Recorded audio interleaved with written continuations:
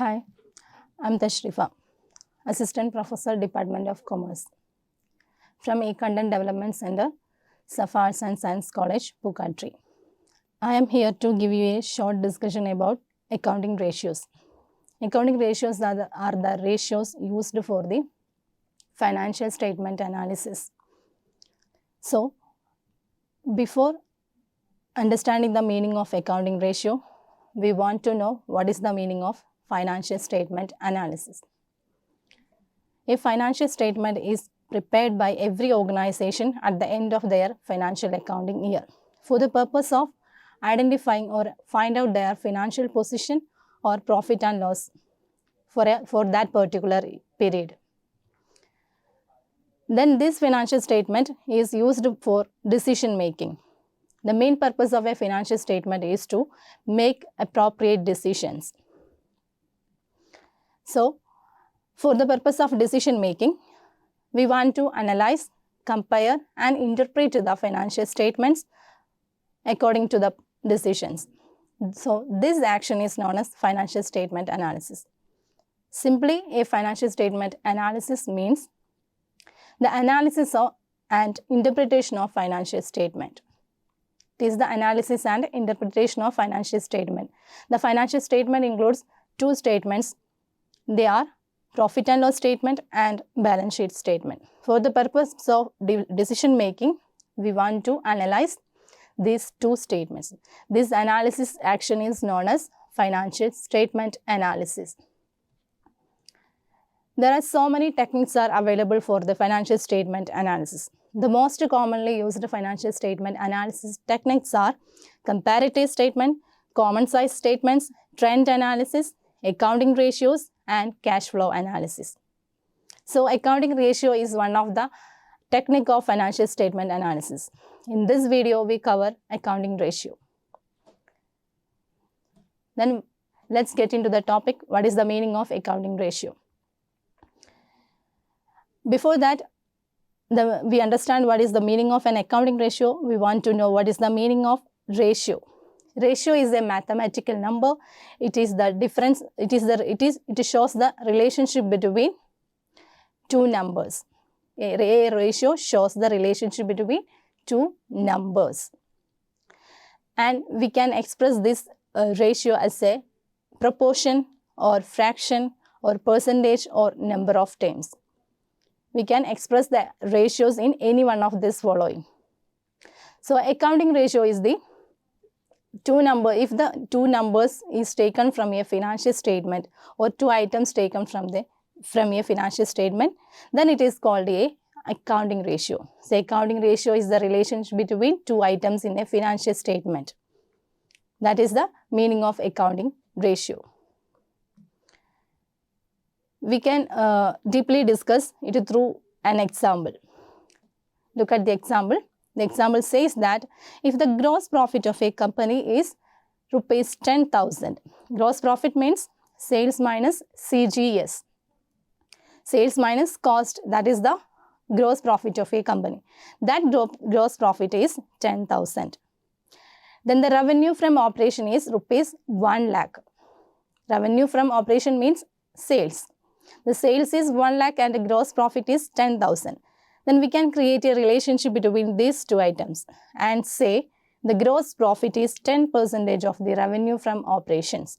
The gross profit is 10% of revenue from operations. How we calculate this?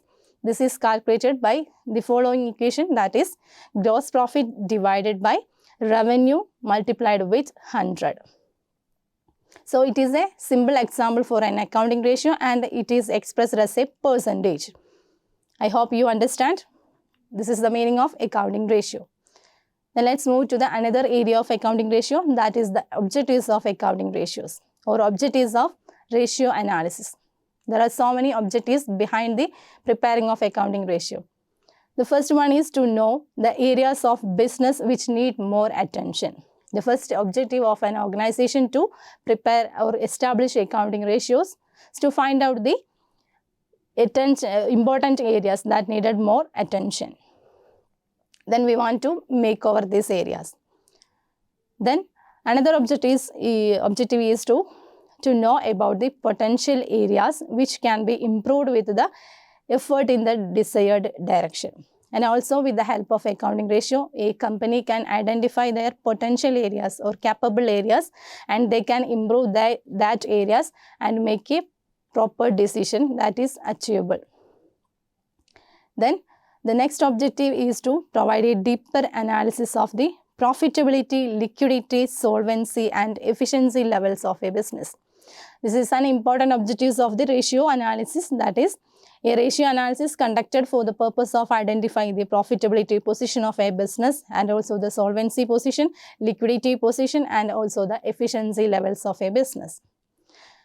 And another objective is to provide information for making cross-sectional analysis by comparing the performance with the best industrial standards.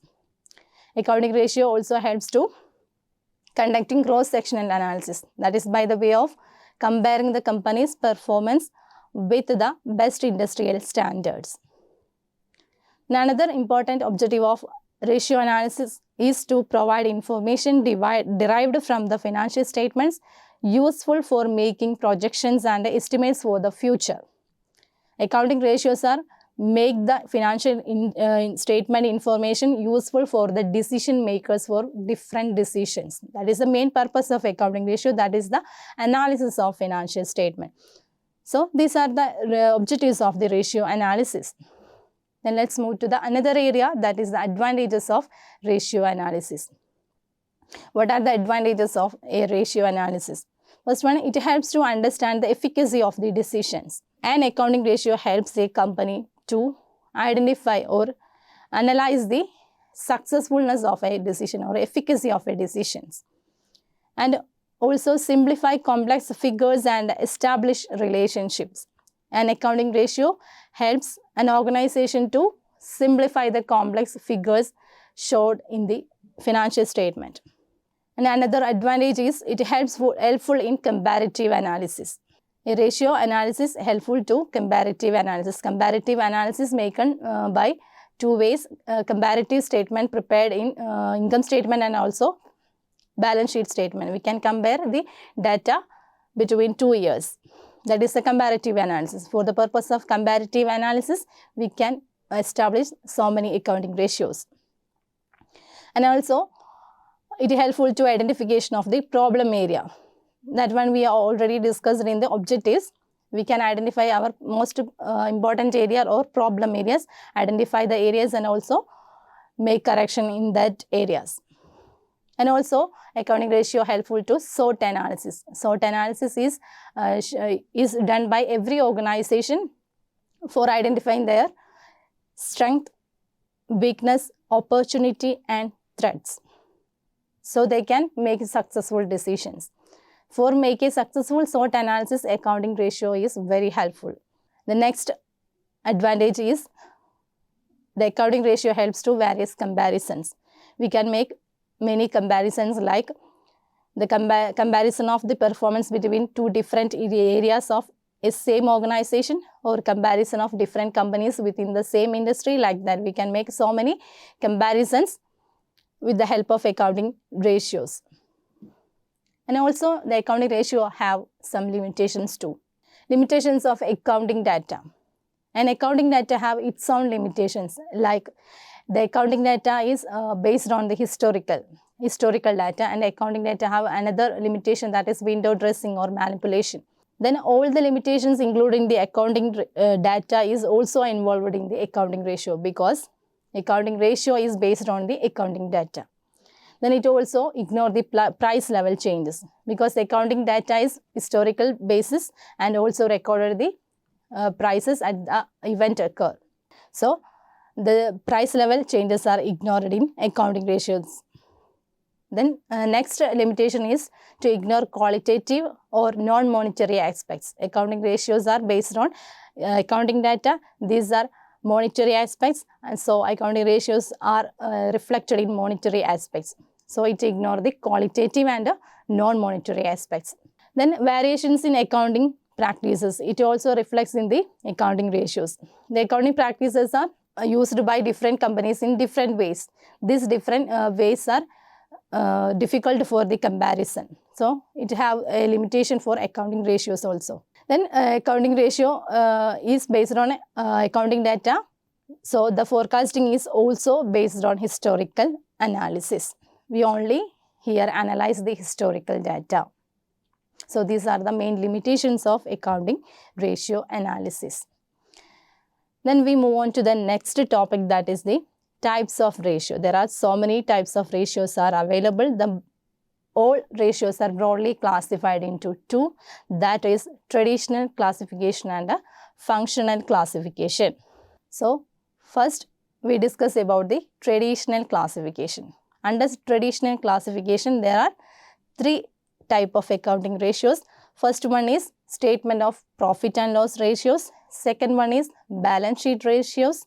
Then third one is composite ratios.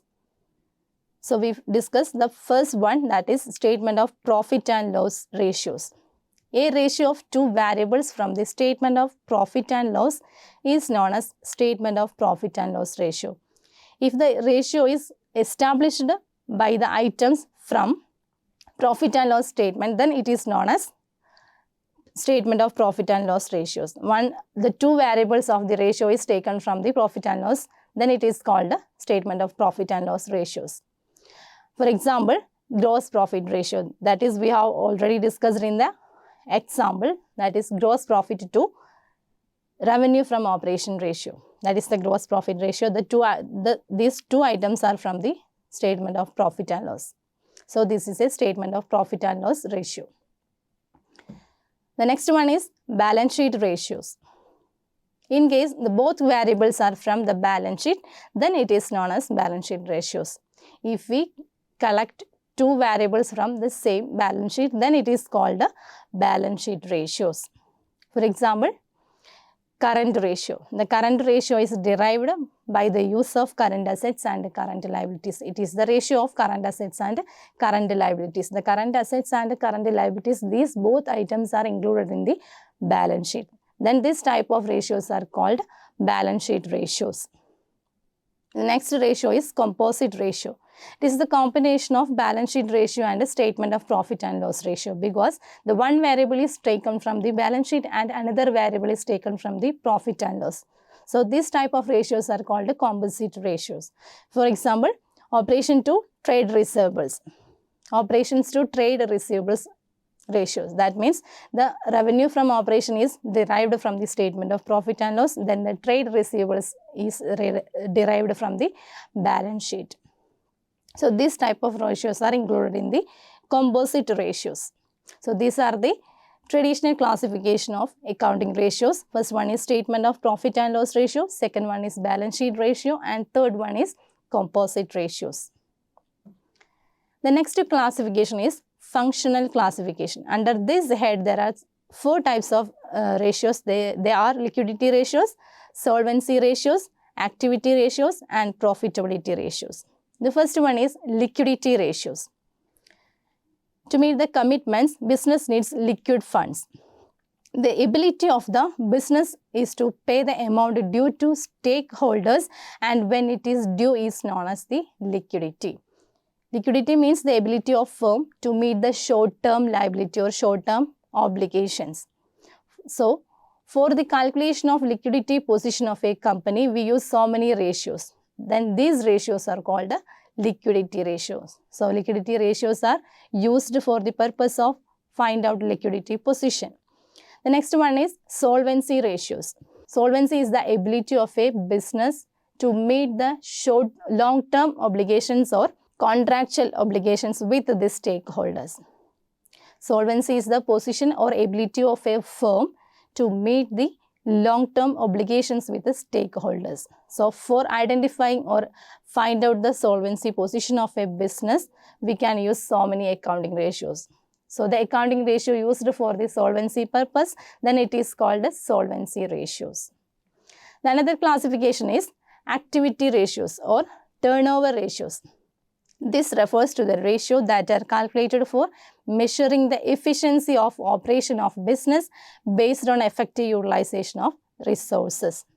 It is based on the operation of the business and the effective utilization of the resources. So it is also called the efficiency ratios because this ratio express the efficiency of the firm. The activity or turnover ratio shows that the efficiency of the operation with the help of effective utilization of the resources. The last type of accounting ratio is profitability ratios. It refers to the analysis of profit in relation to revenue from operations and funds employed in the business. That is, the profitability ratios are introduced or used for identifying or find out the profitability of the business. The profitability measures from the revenue from operation and the fund employed. That is the cost and revenue. Relationship between cost and revenue shows in the profitability ratios. So, the ratios are calculated for the purpose of the profitability calculation, then it is called profitability ratios. So, now here I am discussing about the accounting ratio. What is the meaning of accounting ratio? What are the objectives? What are the advantages? What are the limitations? And also the two types of accounting ratios. I hope you understand it well. Thank you.